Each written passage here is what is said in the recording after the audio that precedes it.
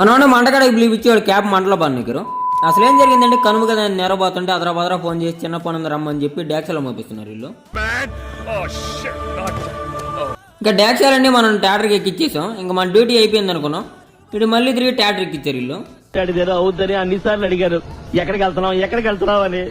వీడికే theatre వచ్చి ఎక్కాడు అనుకున్నాం. వీడికేం సక్రంగా రాదని థియేటర్ గట్ట చిన్నగా తీసుకొచ్చేసాడు. ఇంకా మంచు కూడా బాగా కురుస్తుంది. ఇంకా మన కర్రలు గిర్రలు డాక్సీలు అన్ని దింపేసాము. ఇంక కుర్చీలు అవి ఉంటే దింపతా అని చెప్పి కుర్చీలు పడినారు వీళ్ళు. మన కుర్చీలు దింపడానికి బాహుబలి వచ్చాడు.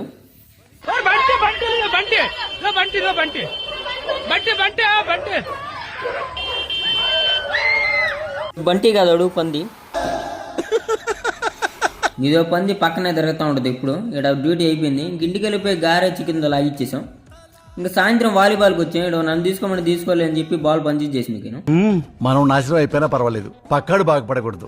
అదేరా మన ఇండియన్ సైకాలజీ. ఇంకా పంచర్ అయిపోయిందని అందరూ ఇంటికి స్టార్ట్ అయిపోయారు. నుంచి ఇంటికి వెళ్ళి తలస్నానం చేసి వచ్చేసాం. ఈ గుడికి ఎందుకు వచ్చామో మన టోపీ ఎందుకు పడేసాం నెక్స్ట్ పాటలో చెప్తాను.